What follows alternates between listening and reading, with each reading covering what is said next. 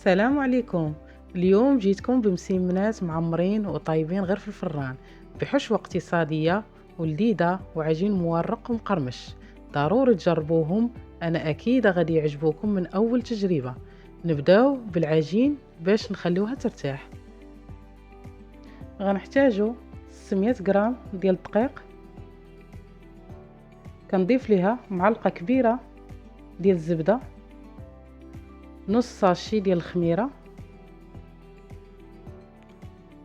الملح حسب الذوق،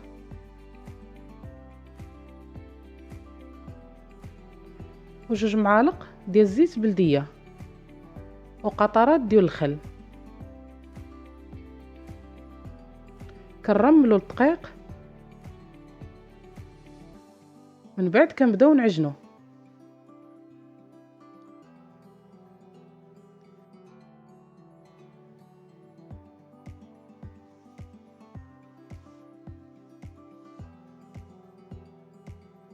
غنكمل العجين ديالي فوق سطح العمل،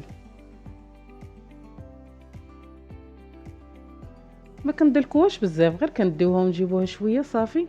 هنا غندير ليها زيت المائده وغنغطيها بشي بلاستيكه او سلوفان ونخليها ترتاح.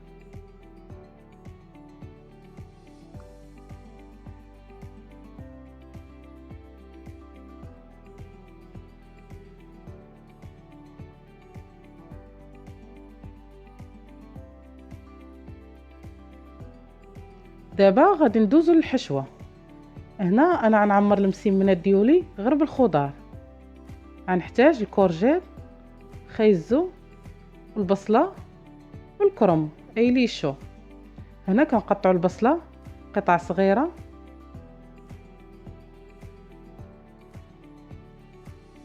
كندوز باش غادي نشحرها. كناخذ مقلاة كندير فيها الزيت وكنشحر البصله ديالي.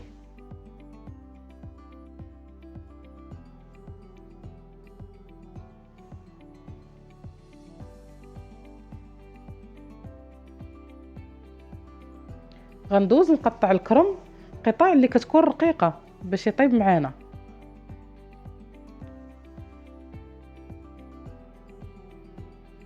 كيف تشوفوا من بعد ما كملت هذه هي النتيجه. كناخذ الكورجيت كندوزها في الحكاكه الغليظه.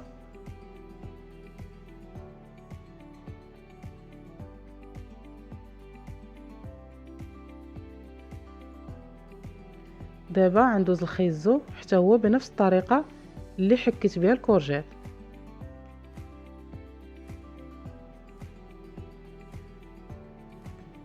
من بعد ما كملت الخضار ديالي،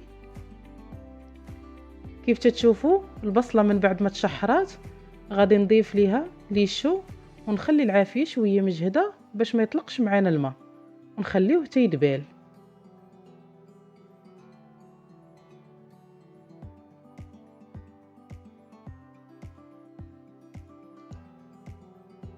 غندوز للعجين، غنشكلها على شكل كويرات اللي هما صغار ونخليها حتى ترتاح ونورقوها.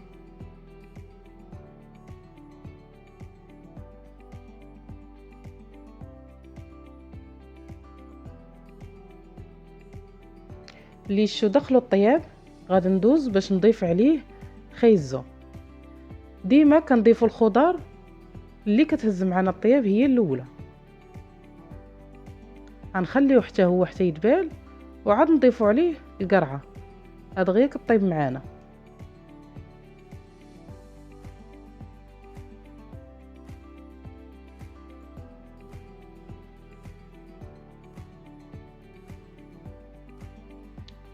الخضار من بعد ما دخلها الطياب غندوز باش نضيف العطريه.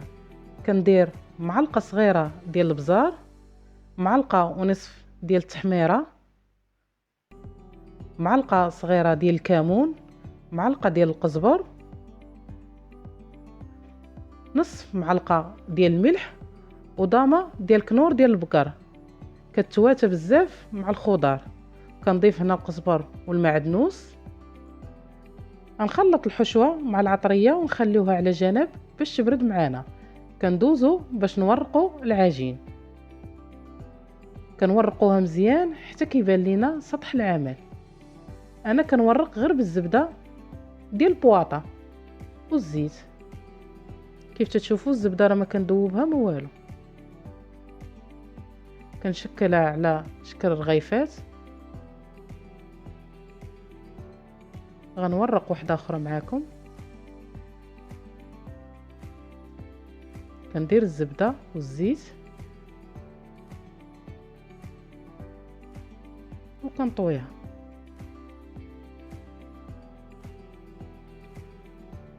غنواصل التوراق حتى كنكمل العجينه اللي عندي.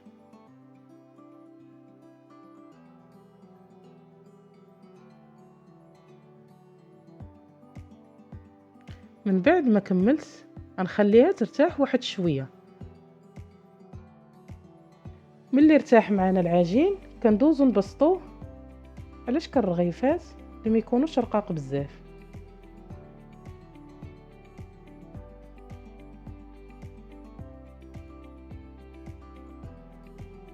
كنضيف الحشوه وكنجمع الرغيفات من الجوانب. كنشكلهم على هاد الطريقه. غنعاود معكم واحده اخرى. كنبسطوا العجين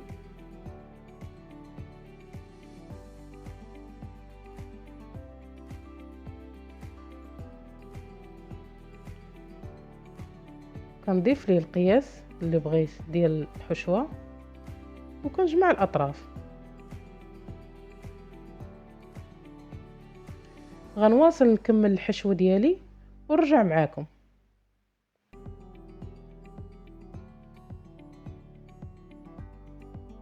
مني كملت التشكيل ديال المسيمنات ديالي غندخلهم الفران على عافيه اللي تكون مهيله باش يتورقوا معنا.